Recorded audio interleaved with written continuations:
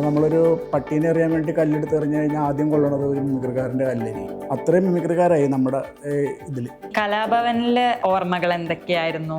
കലാഭവനിലെ ഓർമ്മ എന്ന് പറഞ്ഞാൽ മണിച്ചേട്ടൻ്റെ കൂടെയുള്ള സ്റ്റേജാണ് ഏറ്റവും വലിയ ഓർമ്മ. നമ്മളെ കണ്ട് ഇപ്പോൾ 2-3 പേര് തിരിച്ചറിയാനുള്ള പാകത്തിനാക്കിയത് KS പ്രസാദാണ്. എൻ്റെ ലൈഫിലെ ഒരു ഗുരുതുല്യനായിട്ടുള്ളൊരു മനുഷ്യൻ അദ്ദേഹം തന്നെ. ഇപ്പോഴും അങ്ങനെ തന്നെ. ആദ്യത്തെ സിനിമ ലാൽ ജോസ് സാറിൻ്റെ ചാന്തുപൊട്ട് എന്ന് പറഞ്ഞ സിനിമ. ആ സിനിമയിലാണ് ആദ്യമായിട്ട് അഭിനയിച്ചത്. വളരെ ഈസി ആയിട്ട് ചെയ്തു, പെട്ടെന്ന് ടക്കെ ചെയ്തു തോന്നിയൊരു കഥാപാത്രം. ടക്കട്ടൊക്കെയെന്ന് ഞാൻ ചെയ്യണത് ഫീമെയിലൊക്കെ ഇഷ്ടപ്പെട്ടെന്ന് ചെയ്യും. ഞാൻ 1 മിനിറ്റ് കൊണ്ട് സാരി കൊടുക്കും. നിങ്ങൾ കൊടുക്കുമോ? കൊടുക്കത്തില്ല. 1 മിനിറ്റ് സാരി ഉണ്ട് ഇപ്പം ഉടുപ്പിച്ച് കാണിച്ചു തന്നെ. ഈ നാദ് ഗ്രൂപ്പ് എന്നുണ്ട്, നാദശ്രീക്കയും ദിലീപേട്ടനും കൂടി പ്രൊഡ്യൂസ് ചെയ്യുന്ന കാസറ്റാണ് മാവേലി 9 അന്ന് ഞങ്ങൾ കുറച്ച് ആൾക്കാരാണ് അതിൻ്റെ പിന്നണിയിലും ഇതുപോലെ കുത്തിയിരുന്ന് സ്ക്രിപ്റ്റൊക്കെ ഉണ്ടാക്കി ഇങ്ങനെ നടക്കുന്നത്. അന്ന് മുതലേ ദിലീപേട്ടനായിട്ട് ബന്ധമുണ്ട്. പിന്നെ ഞാൻ വണ്ടി സൈഡിലേക്ക് വണ്ടി ഇങ്ങനെ ഓടി പോകുമ്പോൾ പിള്ളേർ ആണ്ട്രാ അതേ ഷഡ്ഡിച്ചേട്ടൻ ഇന്നും ഉണ്ട് നമ്മുടെ പരിപാടിക്കെന്ന് പറയും. അപ്പം അങ്ങനെ ഒരു പുതിയ പേരും പണ്ടാറക്കാലൻ മത്തായി ഉണ്ടക്കണ്ണൻ മീസക്കാരൻ കള്ളുകുടിയൻ കുമ്പളങ്ങാമോറൻ പണ്ടാറക്കാലൻ മത്തായി. നന്നായിട്ടുണ്ട്. Thank U.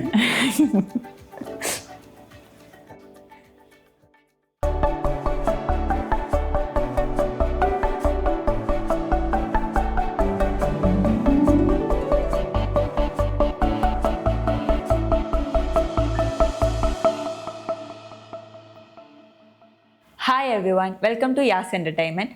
ഇന്ന് നമുക്കൊപ്പം ഉള്ളത് സിനിമകളിലും കോമഡി പ്രോഗ്രാമുകളിലൂടെയും സുപരിചിതനായ ഉണ്ണിയസ് നായരാണ്. വളരെ സ്നേഹത്തോടെ നമ്മുടെ ഈ പ്രോഗ്രാമിലേക്ക് സാറിന് സ്വാഗതം ചെയ്യാം. Welcome to the show sir. ചേട്ടൻ കലാഭവനിൽ നിന്ന് മിമിക്രി ആർട്ടിസ്റ്റ് ആയിട്ടാണോ ഈ ഒരു കരിയർ സ്റ്റാർട്ട് ചെയ്യുന്നത്? അതെങ്ങനെയായിരുന്നു? അതിൻ്റെ ഒരു ഫസ്റ്റ് സ്റ്റെപ്പ് ഒന്ന് ഷെയർ ചെയ്യാവോ? ഫസ്റ്റ് സ്റ്റെപ്പ് എന്ന് പറഞ്ഞാൽ കലാഭവനിൽ വരുന്നതിന് മുമ്പ് മലയാള മനോരമ, മാതൃഭൂമി, സ്റ്റഡി സർക്കിൾ, ബാലയനസഖ്യങ്ങളൊക്കെ ഉണ്ടായിരുന്നു. അപ്പോൾ അതിലൂടെ ഞാൻ മിമിക്രി, മോണോ ആക്ട്, നാടകം, ഫാൻസി ഡ്രസ്സിനൊക്കെ കോമ്പറ്റീഷനൊക്കെ പല സ്ഥലത്തും മത്സരിക്കുമായിരുന്നു. അങ്ങനെ തൃശ്ശൂർ സ്റ്റേറ്റ് മിമിക്രിക്ക് ഫസ്റ്റ് എനിക്ക് കിട്ടി. അങ്ങനെ അവിടെ വെച്ചിട്ട് ഒരാൾ കണ്ടിട്ടാണ് കലാഭവനിലേക്ക് പ്രൊഫഷണലായിട്ട് വിളിക്കുന്നത്. അങ്ങനെയാണ് കലാഭവനിൽ വന്നത്. എൻ്റെയൊക്കെ ചെറുപ്പകാലത്ത് ഞാൻ ഏറ്റവും കൂടുതൽ കണ്ടിട്ടുള്ള ഒരു TV പ്രോഗ്രാം ആയിരുന്നു സിനിമാല എന്ന് പറഞ്ഞിട്ടുള്ളത്. ചേട്ടനെ കാണുമ്പോൾ തന്നെ നമുക്ക് ആ ഒരു പഴയ കാലത്തേക്ക് ഒരു നൊസ്റ്റാൾജിയ ഫീലാണ്. അപ്പോൾ ആ സിനിമാലയിലെ എക്സ്പീരിയൻസും ആ ഒരു ക്രൂ മെമ്പേഴ്സും ആ ഒരു മൊമെന്റ്സ് എങ്ങനെയായിരുന്നു? സിനിമാലയിലെ എക്സ്പീരിയൻസ് എന്ന് പറഞ്ഞാൽ നമ്മൾ അന്നൊരു 5-6 പേരുണ്ട്. 6 പേര് കൂടി ഞങ്ങളിങ്ങനെ ഒരു സ്ഥലത്ത് ഇതുപോലെ ഒരുമിച്ചിരിക്കും. എന്നിട്ട് എന്തെങ്കിലുമൊക്കെ മണ്ടത്തരങ്ങൾ അങ്ങോട്ടും ഇങ്ങോട്ടൊക്കെ പറയുമ്പോൾ ഒരു സ്ക്രിപ്റ്റ് ആവും. നിങ്ങൾ തന്നെയാണ് സ്ക്രിപ്റ്റ്? ഞങ്ങൾ തന്നെയാണ്. അങ്ങനെ എന്തെങ്കിലും മണ്ടത്തരം ആരെങ്കിലുമൊക്കെ വിളിച്ച് പറയുമ്പോൾ എല്ലാവരുടെയും മണ്ടത്തരങ്ങൾ ഒത്തുകൂടുമ്പോൾ അതൊരു ആന മണ്ടത്തരമാവും. അപ്പോൾ അതിൻ്റെ പ്രൊഡ്യൂസർ പറയും ഇത് കൊള്ളാം, നല്ല മണ്ടത്തരാന്ന് പറയും. അങ്ങനെ അതൊരു സ്ക്രിപ്റ്റ് ആവും. അങ്ങനെ പല പല നല്ല എപ്പിസോഡുകൾ അങ്ങനെ ഉണ്ടായിട്ടുണ്ട്. അപ്പോൾ അത് അന്ന് ഈ പ്രത്യേകിച്ച് ഏഷ്യാനെറ്റായിരുന്നു ഏറ്റവും ചാനൽ രംഗത്ത് ഏറ്റവും ഇതായിട്ട് നിന്നിരുന്നത്. അന്നത്തെ ഒരു പോപ്പുലർ ഷോ ആയിരുന്നു സിനിമാല. ഇന്നത്തെ പോലെ ധാരാളം ചാനലുകളൊന്നും അന്നില്ല, ധാരാളം പ്രോഗ്രാമുകളും ഇല്ല. എല്ലാവരും വാച്ച് ചെയ്യുന്ന ഒരു ഷോ എന്ന് പറഞ്ഞാൽ സിനിമാലയായിരുന്നു. അതുകൊണ്ട് തന്നെ അതിന് പോപ്പുലാരിറ്റി കൂടുതലായിരുന്നു. അപ്പൊ സിനിമാല ത്രൂ ആയിരുന്നു കൂടുതൽ ആളുകൾ ഫേസ് റെക്കഗ്നൈസ് ചെയ്ത് തുടങ്ങിയത് ആദ്യ കാലഘട്ടങ്ങളിൽ? സിനിമാലെന്ന് പറയാൻ പറ്റില്ല. കൈരളി TV കോമഡി മിമിക്സും പിന്നെ ഞാനെന്ന് പറഞ്ഞൊരു പ്രോഗ്രാം ഉണ്ടായിരുന്നു, KS പ്രസാദിന്റെ ഡയറക്ഷനിലുള്ളത്. അതാണ് കുറേം കൂടി കൂടുതൽ ഐഡന്റിറ്റി നമുക്ക് ഉണ്ടാക്കി തന്നിട്ടുള്ളത്. ഈ മിമിക്രി ആർട്ടിസ്റ്റ് ആയതിനു ശേഷം സാറ് ആദ്യം സ്റ്റേജ് ഷോകളൊക്കെ ചെയ്തിട്ടുണ്ടോ അതോ ഡയറക്റ്റ് ഇങ്ങനെ? അല്ലല്ല, സ്റ്റേജ് ഷോകൾ ചെയ്തിട്ടാണ് മിനി സ്ക്രീനിലേക്ക് ഇങ്ങനെ വന്നത്. എല്ലാം ഒരു ഭാഗ്യമാണല്ലോ, കിട്ടുന്നത് ചെയ്യുക. അങ്ങനെ ഓരോ പടിപടിയായിട്ട്. അതെ അതെ. ഇപ്പോഴത്തെ വിശേഷങ്ങൾ എന്തൊക്കെയാണ്? എങ്ങനെ പോകുന്നു മിമിക്രി ഷോകളൊക്കെ? ഇപ്പോഴത്തെ വിശേഷം എന്ന് പറഞ്ഞാൽ ഷോസൊക്കെ പണ്ടത്തെ പോലെ അല്ല, വളരെ കുറവാണ്. അത് ഞാൻ നേരത്തെ പറഞ്ഞ പോലെ പണ്ട് ഇപ്പം ഞങ്ങളെപ്പോലുള്ള കുറച്ച് പേരൊക്കെ ഈ രംഗത്ത് സജീവമായിട്ട് ഉണ്ടായിരുന്നുള്ളൂ. ഇന്നിപ്പോൾ ചാനലുകൾ കൂടിയപ്പോൾ ധാരാളം ആർട്ടിസ്റ്റുകൾ വന്നു തുടങ്ങി. ഈ രംഗത്ത് ഇഷ്ടംപോലെ ആളുകളായി. അപ്പോൾ നമ്മളൊരു പട്ടീനെ എറിയാൻ വേണ്ടി കല്ലെടുത്ത് എറിഞ്ഞു കഴിഞ്ഞാൽ ആദ്യം കൊള്ളണത് ഒരു മിമിക്രിക്കാരൻ്റെ കല്ലായിരിക്കും. അത്രയും മിമിക്രിക്കാരായി നമ്മുടെ ഇതിൽ. അത് ചാനലുകളുടെ ഒരു അതിപ്രസരം കൊണ്ട്. അതൊരു മറുവശം ചിന്തിച്ചാൽ അതൊരു നല്ല കാര്യം കൂടിയാണ്. കാരണം കഴിവുള്ള പലരും പുറത്തേക്ക് വരാൻ വേണ്ടി കൊതിച്ചിരിക്കുകയായിരുന്നു. ഈ ചാനലുകൾ ഉള്ളതുകൊണ്ടാണ് അവരുടെ കഴിവുകൾ നമുക്ക് പ്രേക്ഷകർക്ക് കാണാൻ പറ്റിയത്. അങ്ങനെ കുറേ ആൾക്കാർക്ക് ഗുണമുണ്ടായിട്ടുണ്ട്. അപ്പോൾ ഈ കുറേ ആളുകൾ ഇങ്ങനെ വന്നു കഴിഞ്ഞപ്പോൾ ഇതിൻ്റെ ഒരു നിലവാരത്തിന് ഒരു തകർച്ച സംഭവിച്ചു. പിന്നെ തന്നെയല്ല, ഇപ്പോൾ ഞാൻ അവതരിപ്പിക്കുന്ന തന്നെ മറ്റൊരാൾ ചിലപ്പോൾ അപ്പുറത്ത് അവതരിപ്പിക്കും. ഇതിന് പേറ്റൻ്റ് ഒന്നും ഇല്ലാത്ത കാരണം ആർക്കും എവിടെ അവതരിപ്പിക്കാം. ഈ കണ്ടത് തന്നെ പിന്നെയും കാണാം. ആവർത്തന വിരസത വരുമ്പോൾ ഉണ്ടാകുന്ന ഒരു ബുദ്ധിമുട്ട്. അതാണ് ഇപ്പോഴത്തെ ഒരു അവസ്ഥയിലുള്ള കലാകാരന്മാർ അനുഭവിച്ചുകൊണ്ടിരിക്കുന്നത്. പിന്നെ തന്നെയല്ല ഇപ്പോൾ ഈ കൊറോണയ്ക്ക് ശേഷം ഷോസൊക്കെ വളരെ കുറവാണല്ലോ. മൊത്തത്തിൽ സ്റ്റേജ് ഷോ ഇപ്പോൾ വളരെ കുറവാണ്. പിന്നെ അവിടെ ഇവിടെയൊക്കെ ആയിട്ട് അങ്ങനെ തട്ടിമുട്ടി പോകണു, അത്രേ ഉള്ളൂ. ഇപ്പൊ മിമിക്രി ആർട്ടിസ്റ്റ് ആയതിനു ശേഷമല്ലേ സിനിമയിലേക്ക് വരുന്നേ? അതെ. അപ്പോൾ ആദ്യത്തെ സിനിമ ഏതായിരുന്നു? ആദ്യത്തെ സിനിമ ലാൽ ജോസ് സാറിൻ്റെ ചാന്തുപൊട്ട് എന്ന് പറഞ്ഞ സിനിമയാണ്. ആ സിനിമയിലാണ് ആദ്യമായിട്ട് അഭിനയിച്ചത്. അന്നെന്ന് പറഞ്ഞാൽ ഈ ലാൽ ജോസ് സാർ എന്ന് പറഞ്ഞാൽ ഞങ്ങളുടെ സിനിമയിലെ കണ്ടിട്ട് എൻ്റെ ഒരു വലിയൊരു ഫാനാണ് അദ്ദേഹം. അപ്പം അങ്ങനെ ആദ്യമായിട്ട് എന്നെ ഗൾഫിൽ കൊണ്ടുപോയത് ലാൽ ജോസ് സാറാണ് പ്രോഗ്രാമിന് വേണ്ടിയിട്ട്. അപ്പോൾ അവിടെ വെച്ച് അദ്ദേഹം എന്നോട് പറഞ്ഞിട്ടുണ്ട്, അടുത്തൊരു സിനിമയിൽ നിനക്ക് ചെറിയൊരു വേഷം കിട്ടുക എന്ന് പറഞ്ഞിട്ടുണ്ട്. അങ്ങനെയാണ് അദ്ദേഹത്തിൻ്റെ ചാന്തുപൊട്ട് സിനിമയിൽ ഞാൻ അഭിനയിക്കുന്നത്. ചെറിയൊരു വേഷമായിരുന്നെങ്കിലും ശ്രദ്ധിക്കുമായിരുന്നു. സ്പെഷ്യൽ ആയിരിക്കും മൂവി. അതിനുശേഷം ഒത്തിരി ഓഫേഴ്സ് വന്നായിരുന്നോ? അതിനുശേഷം അദ്ദേഹത്തിൻ്റെ തന്നെ മുല്ലയിൽ അഭിനയിച്ചു, എൽസമ്മ എന്ന ആൺകുട്ടി എന്ന് പറഞ്ഞ സിനിമയിൽ അഭിനയിച്ചു. അതുകൊണ്ട് തന്നെ ദിലീപേട്ടനായിട്ട് നല്ലൊരു കണക്ഷൻ. ദിലീപേട്ടനായിട്ട് സിനിമയിൽ വരുന്നതിനേക്കാളും മുമ്പ് ബന്ധമുണ്ട്. കാരണം അന്ന് ഈ നേരത്തെ പറഞ്ഞ പോലെ ചാനലിലൊക്കെ വരുന്നതിന് മുമ്പ് നമുക്ക് ഓഡിയോ കാസറ്റുകൾ ധാരാളമായിട്ട് ഉണ്ടായിരുന്നൊരു കാലഘട്ടമാണ്. അപ്പോൾ അതിൽ വളരെ പോപ്പുലർ ആയിട്ടുള്ളൊരു കാസറ്റാണ് മാവേലി കൊമ്പത്തെന്ന് പറഞ്ഞിട്ട് ഓണത്തിന് ഇറങ്ങുന്ന ഒരു കാസറ്റ്. അപ്പോൾ അന്ന് ഈ നാദ് ഗ്രൂപ്പ് എന്ന് പറഞ്ഞിട്ട് നാദൃശ്രീക്കയും ദിലീപേട്ടനും കൂടി പ്രൊഡ്യൂസ് ചെയ്യുന്ന കാസറ്റാണ് മാവേലി കൊമ്പത്തെന്ന് പറഞ്ഞിട്ട്. അന്ന് ഞങ്ങൾ കുറച്ച് ആൾക്കാരാണ് അതിൻ്റെ പിന്നണിയിലും ഇതുപോലെ കുത്തിയിരുന്ന് സ്ക്രിപ്റ്റൊക്കെ ഉണ്ടാക്കി ഇങ്ങനെ നടക്കുന്നത്. അന്ന് മുതലേ ദിലീപേട്ടനായിട്ട് ബന്ധമുണ്ട്. അതുകൊണ്ട് സിനിമകൾ ചെയ്യുമ്പോഴും ഒരു കംഫർട്ടബിൾ നമുക്ക്. പിന്നെ നമ്മൾ ഈ ചാനലിലൊക്കെ വന്നു കഴിഞ്ഞാൽ ആളുകളെ കണ്ട് നമ്മൾ ഫിഗർ നമ്മുടെ രജിസ്റ്റർ ആവുമല്ലോ. പിന്നെ നമ്മൾ പുതിയൊരു സിനിമയിലേക്ക് നമ്മൾ അഭിനയിക്കാൻ വേണ്ടി നമ്മൾ ചെല്ലുമ്പോൾ നമുക്ക് ആ ഒരു സഭാകമ്പം ഉണ്ടാവില്ല. ഇപ്പോൾ അങ്ങനെ നമ്മൾ ഒരു ലൊക്കേഷനിൽ ചെല്ലുമ്പോൾ നമുക്ക് പേടിയില്ല. പുതിയൊരാൾ അഭിനയിക്കാൻ ചെല്ലുന്ന ഒരു പേടി നമുക്ക് അവിടെ ഉണ്ടാവില്ല. കാരണം നമ്മൾ ചെല്ലുമ്പോൾ തന്നെ അതിലൊരു 10 പേർക്ക് നമ്മളെ അറിയാൻ പറ്റും. ആ ചേട്ടാ കോമഡി ഉണ്ടോ എന്ന് പറയുമ്പോൾ തന്നെ നമുക്ക് എന്നൊരു ഫീലിംഗ് നമുക്കുണ്ടാവും. അപ്പോൾ അതുകൊണ്ട് അങ്ങനെ ഒരു ഗ്രിപ്പ് നമുക്ക് സിനിമയിലേക്ക് ചെല്ലുമ്പോൾ ഉണ്ടായിട്ടുണ്ട്. ഇതുകൊണ്ട് ഇപ്പോൾ ഈ മിമിക്രി ആർട്ടിസ്റ്റ് എന്ന ഒരു ആക്ടറിലേക്ക് പെട്ടെന്ന് വന്നപ്പോൾ എന്തെങ്കിലും ബുദ്ധിമുട്ടുണ്ടായോ? മറ്റേതൊരു ഷോ പ്രസന്റ് ലൈവായിട്ട് ചെയ്യാണല്ലോ, ഇത് നമ്മളൊരു ക്യാമറ വെച്ച് ഇങ്ങനെ എടുക്കുന്നതിന്റെ ഒരു ബുദ്ധിമുട്ടല്ല. അത് ഈ സിനിമയിലേക്ക് നമ്മൾ ഒരു സിനിമയിൽ ഒരു ചെറിയ വേഷമാണെങ്കിൽ അതൊരു വലിയൊരു ക്യാമറയ്ക്ക് മുമ്പിൽ നിന്ന് ചെയ്യുമ്പോൾ അതിൻ്റെ ഒരു നമുക്ക് കിട്ടുന്ന ഒരു എക്സ്പീരിയൻസ് ഉണ്ടല്ലോ, അത് ഈ നമ്മുടെ ഒരു മിനി സ്ക്രീൻ ക്യാമറയ്ക്ക് മുമ്പിൽ നിന്ന് ചെയ്തുകൊണ്ട് കിട്ടുന്നതാണ്. കാരണം ഇപ്പോൾ നമ്മളൊരു TV ഷോയിൽ ചെയ്യുമ്പോൾ നമുക്ക് അറിയാം നമ്മുടെ ലൈറ്റപ്പ് എവിടെയാണ്, നമ്മളെ എവിടെ നിൽക്കണം, നമ്മളെങ്ങനെ നിന്ന ഷാഡോ വീഴാതിരിക്കും എന്നൊക്കെ നമുക്ക് അതിൽ നിന്ന് പഠിക്കാൻ പറ്റും. അപ്പം നമുക്ക് സിനിമയിൽ ചെല്ലുമ്പോൾ നമ്മൾ ഇങ്ങനെ പ്ലേസ്മെന്റ് വരുമ്പോൾ അപ്പം നമ്മൾ ക്യാമറയോട് ചോദിക്കും, സാർ ഇങ്ങനെ നിന്നാൽ മതിയോ, ലൈറ്റ് പിടിച്ചു നിന്നോട്ടെ എന്നൊക്കെ പറയുമ്പോൾ അവർക്കും ഓക്കെയാണ്. അപ്പം നമുക്ക് അങ്ങനെ ഒരു അനുഭവം ഉള്ളതുകൊണ്ടാണ് ഇങ്ങനെ ഇവിടെ ചെയ്യാൻ പറ്റുന്നത്. ഇനി കലാഭവനിലെ ഓർമ്മകൾ എന്തൊക്കെയായിരുന്നു ആ ഒരു സമയത്ത്? കലാഭവനിലെ ഓർമ്മ എന്ന് പറഞ്ഞാൽ മണിച്ചേട്ടൻ്റെ കൂടെയുള്ള സ്റ്റേജാണ് ഏറ്റവും വലിയ ഓർമ്മ. അന്ന് മണിച്ചേട്ടൻ സല്ലാപം സിനിമയിൽ അഭിനയിച്ചിട്ട് സല്ലാപം സിനിമ ഹിറ്റായ സമയം. അന്ന് ഞങ്ങളെല്ലാവരും കലാഭവൻ്റെ വണ്ടി ഇങ്ങനെ പ്രോഗ്രാമിന് കോഴിക്കോട് സൈഡിലേക്ക് ഇങ്ങനെ പോവാം. അപ്പോൾ ആ സൈഡിൽ അറിയാമല്ലോ, ആ സൈഡിലേക്ക് ഇങ്ങനെ പോയി കഴിയുമ്പോൾ മുട്ടിന് ഗേറ്റഡ് ഉണ്ടാവും. ഈ വടകര കൊയിലാണ്ടി അങ്ങനെ റെയിൽവേ ഗേറ്റിൻ്റെ അടകളുണ്ടാവും. ഒരു സ്ഥലത്ത് ചെന്നപ്പോൾ ഇങ്ങനെ ഗേറ്റ് അടച്ചിട്ടേക്കണം. അപ്പോൾ വണ്ടി ഇങ്ങനെ നിന്നപ്പോൾ അവിടെ കുറേ ആൾക്കാർ നിന്നിട്ട് മണിച്ചേട്ടനപ്പോൾ വണ്ടിയിലുണ്ട്, ദേടാ സല്ലാപത്തിലുള്ള പുള്ളിയോടാ ദേടാ ഇരിക്കണമെന്ന് പറഞ്ഞിട്ട് അപ്പോൾ തന്നെ പുള്ളിക്ക് ഭയങ്കര സന്തോഷമായി. പുള്ളി അപ്പം തന്നെ തിരിഞ്ഞിട്ട് ഞങ്ങളോട് പറഞ്ഞ്, ദേടാ എന്നെ എല്ലാവരും തിരിച്ചറിഞ്ഞു തുടങ്ങി എന്ന് പറഞ്ഞിട്ട് അപ്പം തന്നെ പുള്ളി അവിടെ നിന്ന് ചാടി ഇറങ്ങിയിട്ട് ഒരു ഐസ്ക്രീം കട ഉണ്ടായിരുന്നു. കുറേ ഐസ്ക്രീം മേടിച്ചിട്ട് പുള്ളി ഞങ്ങൾക്ക് എല്ലാവർക്കും പുള്ളിക്ക് ഭയങ്കര സന്തോഷം. പിന്നെ എല്ലാ കാര്യത്തിനും പുള്ളിയുടെ കൂടെ തന്നെ പുള്ളി മരിക്കുന്ന സമയം വരെ എല്ലാത്തിലും ഉണ്ടായിരുന്നു, പ്രോഗ്രാമിനും കാര്യങ്ങളൊക്കെ ആയിട്ട്. ഇപ്പൊ ഈ സിനിമ മേഖലയിൽ അല്ലെങ്കിൽ സീരിയൽ മേഖലയിൽ ചേട്ടന് ഏറ്റവും അടുത്ത് നിൽക്കുന്ന ഒരു സുഹൃത്ത് എന്തും പറയാം, ഒരു സങ്കട നിമിഷത്തിലൊപ്പം നിൽക്കുന്ന ഒരാളെന്ന് പറയാൻ ഒന്നോ അതിലധികം ആളുകളോ ഉണ്ടോ? ഇപ്പൊ ഞാൻ നേരത്തെ പറഞ്ഞ പോലെ നമ്മളെ കണ്ട് ഇപ്പൊ 2-3 പേര് തിരിച്ചറിയാനുള്ള പാവത്തിനാക്കിയത് KS പ്രസാദാണ്. കാരണം അന്ന് ഈ ചാനലുകളൊക്കെ കുറവായിരുന്ന സമയത്ത് CD-യുടെ ഒരു തരംഗം, CD കാസറ്റുകളുടെ തരംഗം ഉണ്ടായിരുന്നു. അന്ന് ഏറ്റവും കൂടുതൽ CD ഇറക്കിയിട്ടുള്ളത് ഞങ്ങളാണ്, കൊച്ചിൻ ഗിന്നസ് എന്ന് പറഞ്ഞിട്ട്. ഞങ്ങളുടെ അന്നത്തെ ഫസ്റ്റിലത്തെ സൂപ്പർ ഹിറ്റ് CD-യാണ് ഈസ്റ്റേൺ കോമഡി ഷോ എന്ന് പറയുന്ന CD. അത് കഴിഞ്ഞ് ഇഷ്ടംപോലെ CDs വന്നു. അപ്പോൾ ആ CD കാണാനും മേടിക്കാനും വാടകയ്ക്ക് എടുക്കാനൊക്കെ അന്ന് ഭയങ്കര ഒരു തലക്കിടി ഉണ്ടായിരുന്നൊരു സമയമുണ്ട്. കാരണം വേറെ എൻ്റർടൈൻമെൻറ്റ് TV ഇല്ലല്ലോ. അങ്ങനെ കുറേ ഷോസ് CD-കളിലൂടെയാണ്. ശരിക്കും നമ്മൾ സിനിമ ചെയ്തിട്ടല്ല നമ്മൾ ആൾക്കാർ അറിയുന്നത്. നമ്മുടെ ഒരു ബാക്ക്ഗ്രൗണ്ട് എന്ന് പറഞ്ഞാൽ ഈ CD-യും ചാനലിലെ ഷോസൊക്കെയാണ്. അപ്പൊ ഈ CD തരംഗം എന്ന് പറയുന്നത് അന്നൊക്കെ നമുക്ക് ഈ മമ്മൂട്ടിയുടെയും മോഹൻലാലിൻ്റെ ഒക്കെ വാല്യൂ ആയിരുന്നു ഈ CD ഒക്കെ ഇറങ്ങുന്ന. കാരണം അന്ന് ഞങ്ങൾ മാത്രമേ ഉണ്ടായിരുന്നുള്ളൂ ആ കാലഘട്ടത്തിൽ. അപ്പോൾ നമ്മളെ പുറത്തിറങ്ങി 2-3 പേര് തിരിച്ചറിയാനുള്ള പരുവത്തിലാക്കിയത് പുള്ളിയാണ്. അപ്പോൾ എൻ്റെ ഒരു വലങ്കൈ അല്ലെങ്കിൽ എൻ്റെ ലൈഫിലെ ഒരു വലിയ ഒരു ഗുരുതുല്യനായിട്ടുള്ളൊരു മനുഷ്യൻ അദ്ദേഹം തന്നെയാണ്. ഇപ്പോഴും അങ്ങനെ തന്നെയാണ്. ഓക്കെ. ഇപ്പോൾ പണ്ടൊക്കെ മിമിക്രി ആർട്ടിസ്റ്റുകൾക്ക് കുറച്ചും കൂടെ കൂടുതൽ അവസരങ്ങൾ സിനിമയിലൊക്കെ കിട്ടുന്ന പോലെ തോന്നിയിട്ടുണ്ട്. എന്ന് ഇപ്പോൾ മിമിക്രി ആർട്ടിസ്റ്റുകൾക്ക് പൊതുവെ ആക്ടിങ് ഫീൽഡിലേക്ക് വരാൻ കുറച്ച് ബുദ്ധിമുട്ട്, അല്ലെങ്കിൽ അവരെ സെലക്ട് ചെയ്യാത്ത മാതിരി തോന്നിയിട്ടുണ്ടോ? അന്നത്തെ പോലത്തെ സിനിമയിലേക്കുള്ള ഒരു കടന്നുകയറ്റം ഇപ്പോഴത്തെ സിനിമകളിൽ ഇല്ലല്ലോ. ഇപ്പൊ സിനിമ കണ്ടറിയാൻ പാടില്ല. ഒരു സിനിമയിൽ കൂടി വന്ന 4 ക്യാരക്ടർ അല്ലെങ്കിൽ 5 ക്യാരക്ടറൊക്കെ ഉണ്ടാവുള്ളൂ. ഓരോ സിനിമ എടുത്തു നോക്കി നമുക്ക് അറിയാൻ പറ്റും. പണ്ടത്തെ പോലെ കുറെ ക്രൗഡും അല്ലെങ്കിൽ ഇങ്ങനെ ഒരു കോമഡി സീനിന് വേണ്ടി ഒരാള് മറ്റേ സീനിന് അങ്ങനെയുള്ള സംഭവം ഇപ്പോഴത്തെ സിനിമകൾക്കില്ല. അതുകൊണ്ട് തന്നെ ഇങ്ങനെയുള്ള ആൾക്കാർക്ക് കുറച്ച് അവസരങ്ങൾ കുറയുണ്ട്. അപ്പൊ അതൊരു ബുദ്ധിമുട്ടാണോ? ബുദ്ധിമുട്ടാണെന്ന് വെച്ചാൽ നമ്മളെ സംബന്ധിച്ച് ബുദ്ധിമുട്ടാണ്. നമുക്ക് പണിയണ്ടേ? പണിയുണ്ടെങ്കിലല്ലേ സുഖം ഉണ്ടാവുള്ളൂ. അപ്പൊ ഇത്രയും നേരം കരിയറിലെ വിശേഷങ്ങളെ ചോദിച്ച ചേട്ടന്റെ ഫാമിലി വിശേഷങ്ങൾ പറയൂ. ഫാമിലി എന്ന് പറഞ്ഞാൽ എനിക്കൊരു ഭാര്യ, 2 മക്കള്. അതാണ് എൻ്റെ ഫാമിലി. എൻ്റെ ഭാര്യയുടെ പേര് രാജലക്ഷ്മി, മൂത്ത മോൻ്റെ പേര് ധനുഷ് കൃഷ്ണൻ, രണ്ടാമത്തവൻ അതുൽ കൃഷ്ണൻ. മൂത്തയാൾ ഡിഗ്രി കഴിഞ്ഞു, രണ്ടാമത്തെ ആൾ BCom പഠിക്കുന്നു. എൻ്റെ വൈഫ് സ്കൂൾ ടീച്ചറാണ്. ഇത്രയാണ് വിശേഷങ്ങൾ. പടപടയെന്ന് പറയാ. പിന്നെ ഇത് നമ്മൾ പഠിക്കേണ്ട കാര്യമില്ലെന്ന് നമ്മൾ അനുഭവിച്ചുകൊണ്ടിരിക്കുകയല്ലോ, പിന്നെ പറയണതിന് വിഷമമില്ലല്ലോ. ഓക്കെ. അവരൊക്കെ നല്ലോണം സപ്പോർട്ടീവ് ആണോ? അവരെ സപ്പോർട്ട് ചെയ്താൽ നമുക്ക് വീട്ടിൽ കയറാൻ പറ്റുമോ? അവരുടെ സപ്പോർട്ട് ഉള്ളതുകൊണ്ടല്ലേ ഇങ്ങനെ പോണത്.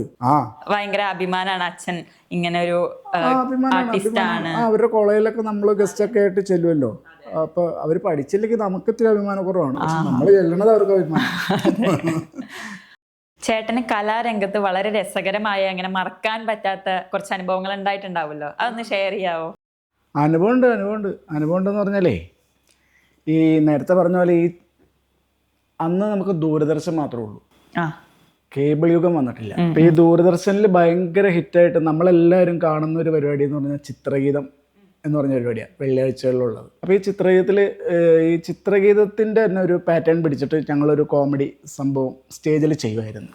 അപ്പം അന്ന് ചുക്കാൻ എന്ന് പറഞ്ഞ സിനിമയിൽ സുരേഷ് ഗോപിയുടെ ഒരു പാട്ടുണ്ട്, മലരമ്പൻ തഴുകുന്ന കിളിമകളെ തഴുകുമ്പം തളിർമയിൽ കുളിരല്ലേ, ഇങ്ങനെ ഒരു പാട്ടുണ്ട്. അപ്പോൾ അതിൽ ടിനീട്ടം ആണ് അന്ന് സുരേഷ് ഗോപിയായിട്ട്, ഞാനപ്പോൾ അതിൽ ഗൗതമിയായിട്ടാണ്. ഗൗതമി. അപ്പോൾ ഈ ഗൗതമി ഇങ്ങനെ ബ്ലൗസും പാവാടയും ഇങ്ങനെ ഇട്ടിട്ട് ഡാൻസ്, അങ്ങനെ സുരേഷ് ഗോപി ടിഷ് ഇങ്ങനെ അടിക്കുമ്പോൾ ഈ പാവാട അഴിഞ്ഞു പോകും. അതാണ് എൻ്റെ കോമഡി. അപ്പം അങ്ങനെ തൃശ്ശൂർ ഒരു സ്ഥലത്ത് പ്രോഗ്രാം നടക്കും. അപ്പോൾ അവിടെ ചെല്ലാൻ ഇത്തിരി വൈകിപ്പോയി പരിപാടി തുടങ്ങാനായിട്ട്. അപ്പോൾ ഈ പാവാടയുടെ അടിയിൽ നമ്മൾ ടൈറ്റ്സ് ഇടും, നിങ്ങൾ ലേഡീസൊക്കെ യൂസ് ചെയ്യും ടൈറ്റ്സ്. അപ്പം അന്ന് ഈ തിരക്കായതുകൊണ്ട് ഈ ടൈറ്റ്സ് ഞാൻ ഇടാൻ മറന്നുപോയിട്ടുണ്ടായിരുന്നു. എനിക്കറിയില്ല അത് ഞാൻ ഇട്ടിട്ടുണ്ടെന്ന് എൻ്റെ വിചാരം. സ്റ്റേജിലിങ്ങനെ പ്രോഗ്രാം നടക്കുന്നു, സുരേഷ് ഗോപി വരുന്നു, ഗൗതമി കളിക്കുന്നു, അടിക്കുന്നു, പാവാട ഊരി പോകുന്നു, ഗൗതമി കളിച്ചുകൊണ്ടേയിരിക്കുന്നു,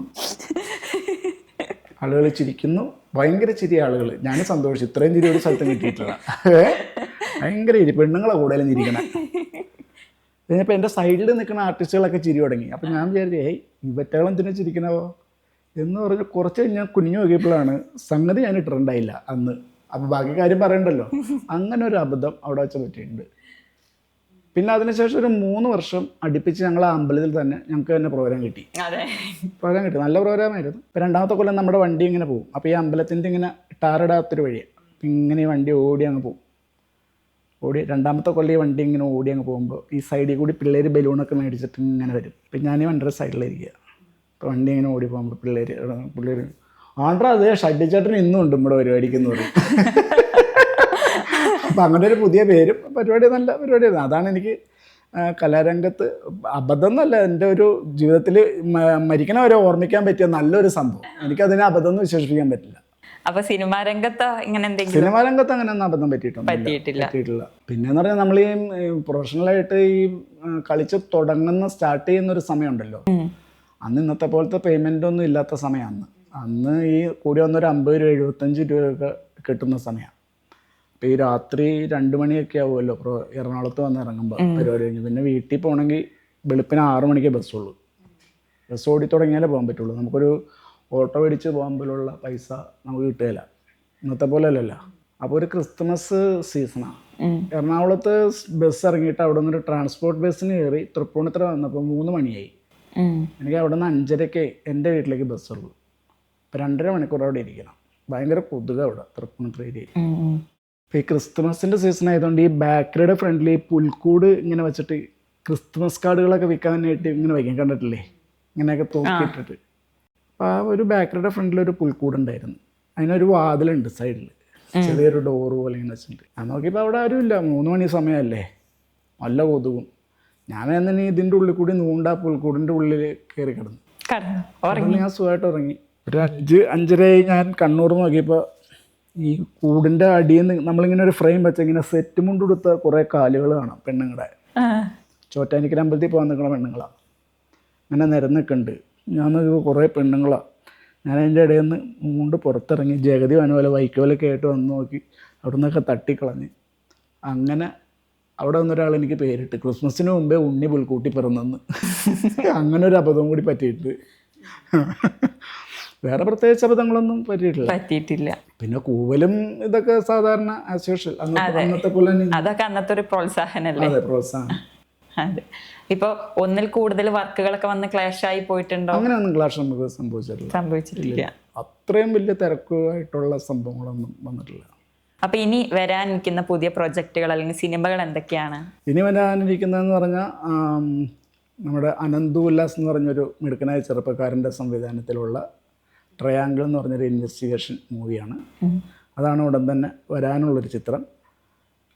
പിന്നെ മമ്മി സെഞ്ച്വറി സംവിധാനം ചെയ്ത ഇപ്പോൾ വയനാടിൻ്റെ പശ്ചാത്തലത്തിലുള്ള ഉരുൾ എന്ന് പറഞ്ഞൊരു ചിത്രം, അതും അടുത്ത് തന്നെ വരുന്നുണ്ട്. അതാണ് പുതിയതായിട്ട് വരാൻ പോണ 2 സിനിമകൾ.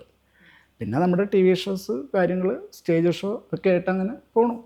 വളരെ പോപ്പുലർ ആയിട്ടുള്ളൊരു ഷോ ആയിരുന്നല്ലോ സിനിമാല എന്ന് പറയുന്നത്. അതിൽ ചേട്ടൻ ഒത്തിരി കഥാപാത്രങ്ങളെ അവതരിപ്പിച്ചിട്ടുണ്ട്. അപ്പോൾ അതിൽ ഏറ്റവും പ്രിയപ്പെട്ട ഒരു കഥാപാത്രം ഏതാണെന്ന് ചോദിച്ചു കഴിഞ്ഞാൽ ഏത് പറയും? അതാണ് കുഴപ്പം, കുറേ കഥാപാത്രങ്ങൾ അവതരിപ്പിച്ചുകൊണ്ട് ഏറ്റവും ഇഷ്ടപ്പെട്ട ഒരു കഥാപാത്രം എന്ന് പറഞ്ഞാൽ, അല്ലെങ്കിൽ ഇത്തിരി ബുദ്ധിമുട്ടായതോ, എൻ്റെ കേരളം എന്ന് പറഞ്ഞിട്ടൊരു പ്രോഗ്രാം ഉണ്ടായിരുന്നു ഏഷ്യാനെറ്റിൽ. അതിനെ കളിയാക്കിക്കൊണ്ട് ഞങ്ങൾ സിനിമയിൽ ഒരു എപ്പിസോഡ് ചെയ്തു, ഞാൻ കണ്ട കേരളം എന്ന് പറഞ്ഞു. അതിൽ കേരളത്തിൽ ഒരു വിദേശി വന്ന് കാണുന്ന കുറേ കാഴ്ചകളുടെ കുറേ ക്ലിപ്പിങ്സ് പോലെ കുറേ ഹ്യൂമർ സാധനങ്ങൾ ആണ് ആ പ്രോഗ്രാം. അപ്പോൾ അതിൽ അന്നത്തെ കാലത്തായിരുന്നു നമ്മുടെ ദലൈലാമ കേരളത്തിലെത്തിയെന്ന് പറഞ്ഞിട്ട് ഒരു ന്യൂസ് ഉണ്ടായിരുന്നു.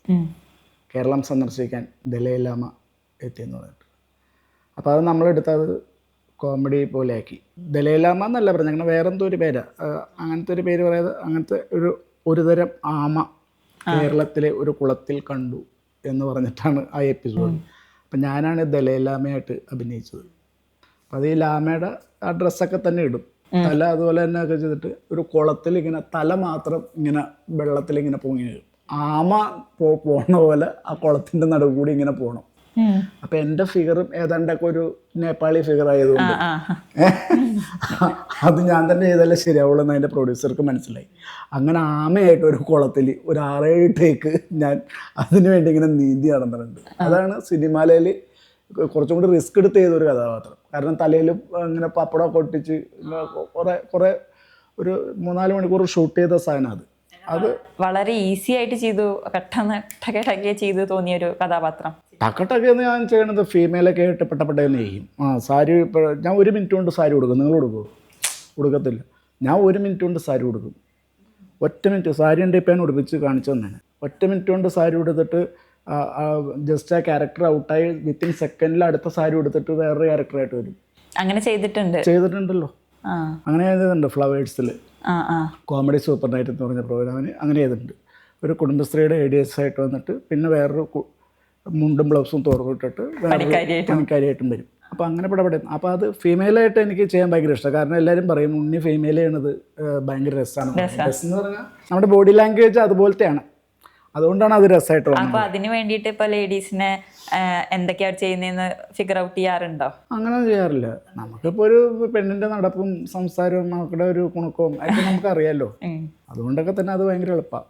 ഇനി കോമഡി മിമിക്സിലെ ഏറ്റവും രസകരമായ ഒരു കഥാപാത്രം ചോദിച്ചു. കോമഡി മിമിക്സിൽ ഇതുപോലെ തന്നെ എനിക്ക് തോന്നുന്ന സിനിമയിൽ പെട്ടെന്ന് പറയാൻ പറ്റും, പക്ഷേ കോമഡി മിമിക്സിൽ അതിലും ടഫായിട്ടാണ് പറയാൻ പറ്റുള്ളൂ. കാരണം അതിന് മാത്രം ചെയ്തിട്ടുണ്ട്. പട്ടരായിട്ട് ഒരു കഥാപാത്രം ചെയ്തിട്ടുണ്ട്. അതിനൊരു പാരഡി സോങ്ങിൻ്റെ വിഷ്വലൈസേഷൻ ആയിരുന്നു അത്. ആ പട്ടരായിട്ട് ആ പാട്ടിങ്ങനെയാണ്, ഒരു ഗുണ്ട ഈ പുള്ളീനെ തല്ലി കൈ ഒടിച്ചളേ ഈ പട്ടര. അപ്പോൾ ഈ ഗുണ്ടേനെ അപ്പോൾ പട്ടര നടന്നു പോകുമ്പോൾ അയൽവക്കാർ ചോദിക്കും എന്ത് പറ്റി പട്ടര, എന്താ ഈ കൈക്കൊക്കെ എന്താ പറ്റിയെന്ന് ചോദിക്കുമ്പോൾ പുള്ളി പാടണാണ്, പണ്ടാറക്കാലം മത്തായി ഉണ്ടക്കണ്ണൻ, മീസക്കാരൻ, കള്ളുകുടിയൻ, കുമ്പളങ്ങാമോറൻ, പണ്ടാറക്കാലൻ മത്തായി. ഒറ്റക്കുത്തിനു കുത്തുമേടോ, പിള്ളേരുടെ ഒരു കാലം കൂടെ ഉണ്ട്. ഒറ്റക്കുത്തിനു കുത്തുമേടോ, കൊച്ചു പിച്ചാത്തിക്കു കുത്തുമേടോ, വെറുതെ പേടിപ്പിക്കാൻ തമാശക്കു പറഞ്ഞു നമ്മൾ. ആ കാലമാടൻ കള്ളുകുടിയൻ കൈ പിടിച്ച് തിരിച്ചൊടിച്ചു പണ്ടാറക്കാലം മത്തായി. ആ ഒരു ക്യാരക്ടർ ഗംഭീര ക്യാരക്ടറായിരുന്നു. ഇപ്പൊ ചേട്ടനെയൊക്കെ കുറച്ചും കൂടെ പോപ്പുലർ ആയത്, എല്ലാവരും അറിയാൻ തുടങ്ങിയത് ഈ ടെലിവിഷനൊക്കെ വന്നത് കൊണ്ടാണല്ലേ? ടെലിവിഷൻ വന്നുകൊണ്ടാണ് കുറേ ആർട്ടിസ്റ്റുകളൊക്കെ രജിസ്റ്റർ ആയി പോയത്. പക്ഷെ ഞാൻ വേറെ ചോദിച്ചോട്ടെ, ഈ ടി വി വന്നേ പിന്നെയല്ലേ ഈ ആളുകൾ, നമ്മുടെ പെണ്ണുങ്ങളായാലും ഒക്കെ serial, comedy show, reality shows ഒക്കെ പറഞ്ഞിട്ട് അതിൻ്റെ മുമ്പിലിരിക്കുന്നത് അല്ലേ? ഈ ടെലിവിഷൻ നമ്മൾ കണ്ടുപിടിക്കുന്നതിന് മുമ്പ് നമ്മളൊക്കെ, നമ്മുടെ ആൾക്കാരൊക്കെ എങ്ങനെയായിരുന്നു സമയങ്ങളെ കണ്ടിരുന്നത്? അപ്പോൾ ഈ ടെലിവിഷന് വരെ നമ്മുടെ സ്വീകരണ മുറിയിൽ ഒരു സാധനം ഉണ്ടായിരുന്നു. എന്താ? റേഡിയോ. റേഡിയോ അല്ലേ? റേഡിയോ കേട്ടിട്ടുണ്ടോ? കാസറ്റ് ഇട്ട് കേട്ടിട്ടുണ്ട്. കാസറ്റ് ഇട്ട് അല്ല, റേഡിയോയിലെ പരിപാടികളൊന്നും കേട്ടിട്ടില്ല. ഒരു സംഗീതം പോലത്തെ ഒരു പരിപാടി കേട്ടു. വേണ്ട, അപ്പോൾ നിങ്ങളെപ്പോലുള്ളവർ കുറച്ച് കേൾക്കാൻ വഴിയുള്ളൂ. കാരണം ഇപ്പോഴത്തെ ജനറേഷന് റേഡിയോയെ കുറിച്ച് അറിയില്ല. അപ്പോൾ ഈ റേഡിയോ ആയിരുന്നു അന്ന് നമുക്ക് ഏറ്റവും കൂടുതൽ ആശ്രയം. ടി വി ഇല്ലാത്തതുകൊണ്ട് റേഡിയോയിൽ ഇഷ്ടംപോലെ പരിപാടികളുണ്ട്. തുടർ നാടകങ്ങളുണ്ട്, രഞ്ജിനി, കഥാപ്രസംഗം, തുടർ നാടകങ്ങൾ. പിന്നെ അതിൽ എനിക്ക് ഏറ്റവും ഇഷ്ടപ്പെട്ട ഒരു പരിപാടി കൗതുക വാർത്തകൾ എന്ന് പറഞ്ഞൊരു പരിപാടിയാണ്. രാമേന്ദ്രൻ സാറിൻ്റെ. അദ്ദേഹം ഇപ്പോൾ ഈ ഇടയ്ക്ക് മരിച്ചുപോയി. അപ്പോൾ അദ്ദേഹത്തിൻ്റെ കൗതുക വാർത്തകൾ നല്ല രസമുള്ളൊരു സംഭവം. അപ്പോൾ അതിൻ്റെ കുറച്ച് ഞാൻ പറയാം. രാമേന്ദ്രൻ സാറിൻ്റെ കൗതുക വാർത്തകൾ. ആകാശവാണി, തിരുവനന്തപുരം, തൃശ്ശൂർ, ആലപ്പുഴ. കൗതുക വാർത്തകൾ വായിക്കുന്നത് രാമചന്ദ്രൻ. കിഡ്നിയുടെ കഥ. കഥ എന്തെന്ന് കേൾക്കണ്ടേ? കഠിനമായ വയറുവേദന നിമിത്തം ആശുപത്രിയിൽ പ്രവേശിപ്പിച്ച രോഗിയോട് ഡോക്ടർ പറഞ്ഞു, നിങ്ങളുടെ കിഡ്നിക്കാണ് കംപ്ലൈൻറ്റ്, ഉടൻ തന്നെ ഒരു ഓപ്പറേഷൻ വേണമെന്ന്. ഡോക്ടറുടെ നിർദ്ദേശപ്രകാരം രോഗിയുടെ കിഡ്നി മുറിച്ചെടുത്ത് ഒരു പ്ലേറ്റിൽ മാറ്റിവെച്ചു. ഈ സമയത്താണ് അവിചാരിതമായി ഒരു പട്ടി കടന്നു വന്ന് കിഡ്നിയും കടിച്ചെടുത്തു കൊണ്ടുപോയത്. പരിഭ്രാന്തരായ ഡോക്ടർമാരും നഴ്സുമാരും ഓടിക്കൂടി പട്ടിയെ തല്ലിക്കൊന്ന് പട്ടിയുടെ കിഡ്നി എടുത്ത് രോഗിക്ക് ഫിറ്റ് ചെയ്തു. ഓപ്പറേഷൻ ഭംഗിയായി കഴിഞ്ഞു. കുറച്ച് നാളുകൾക്ക് ശേഷം ഈ രോഗി തിരിച്ചു വന്നപ്പോൾ ഡോക്ടർ തെല്ല് ഭയത്തോടു കൂടി തന്നെ ചോദിച്ചു, എങ്ങനെയുണ്ട്? രോഗി പറഞ്ഞു, കുഴപ്പമൊന്നുമില്ല, വേലിക്കരുകോ സർവേക്കല്ലോ കാണുമ്പോൾ ഒരു കാലറിയാതെ പൊങ്ങിപ്പോകുന്നുവെന്ന്. നോക്കണേ കിഡ്നിയുടെ കഥ. ഇതാണ് അദ്ദേഹത്തിൻ്റെ കൗതുക വാർത്ത. നന്നായിട്ടുണ്ട്. Thank U. അപ്പൊ ഇത്രയും നേരം ചേട്ടന്റെ സിനിമ, സീരിയൽ വിശേഷങ്ങളൊക്കെ നമ്മളെടുത്ത് പറഞ്ഞു. അപ്പൊ ഇനി ചേട്ടന് പ്രേക്ഷകരോട് എന്താണ് പറയാനുള്ളത്? അയ്യോ, പ്രേക്ഷകരോടെ പറയാനുള്ളൂ. നിങ്ങളോട് പറഞ്ഞിട്ടൊന്നും ഒരു കാര്യമില്ല. പ്രേക്ഷകരാണ് നമ്മുടെ എല്ലാം. അവരുടെ കയ്യടിയും പ്രോത്സാഹനവും നമ്മളെ കാണുമ്പോഴുള്ള തിരിച്ചറിയുന്ന ആ ഭാവങ്ങളും അതൊക്കെയാണ് നമുക്ക് കിട്ടുന്ന ഒരു അവാർഡിന്, ഏറ്റവും വലിയ അവാർഡിന് തുല്യം. അപ്പോൾ പ്രേക്ഷകരോട് പറയാനുള്ളത്, ഇപ്പോൾ പറഞ്ഞ സിനിമകളൊക്കെ തിയേറ്ററിൽ വരുമ്പോൾ നിങ്ങൾ പോയി കാണുക, ഞങ്ങളെപ്പോലുള്ളവരെ പ്രോത്സാഹിപ്പിക്കുക. തുടർന്നും നിങ്ങളുടെ സഹകരണവും പ്രോത്സാഹനങ്ങളും പ്രാർത്ഥനകളും എന്നും ഞങ്ങളോടൊപ്പം ഉണ്ടാകണം. ഇത്രയും നേരം എന്നെ ശ്രവിച്ച ബഹുമാന്യ പ്രേക്ഷകർക്ക് എൻ്റെ ഹൃദയം നിറഞ്ഞ നന്ദി, നമസ്കാരം. അപ്പോൾ ഇത്രയും തിരക്കിനിടയിലും നമ്മുടെ ഇൻ്റർവ്യൂവിന് വന്ന് ഒത്തിരി വിശേഷങ്ങൾ പങ്കുവെച്ചതിൽ ഒരുപാട് നന്ദി. അപ്പോൾ എല്ലാവരും നമ്മുടെ ചാനൽ സബ്സ്ക്രൈബ് ചെയ്യുക. ഇനിയും ഇതുപോലത്തെ ഒരുപാട് വീഡിയോസുമായി യാസ് എൻ്റർടൈൻമെൻറ്റ്സ് വരുന്നതാണ്. അപ്പോൾ അത്രയേ ഉള്ളൂ. ബൈ. അപ്പോൾ അതെ, ഈ കൊച്ചു പറഞ്ഞ പോലെ സബ്സ്ക്രൈബ് ചെയ്യാൻ മറക്കരുതേ. നന്ദി, നമസ്കാരം.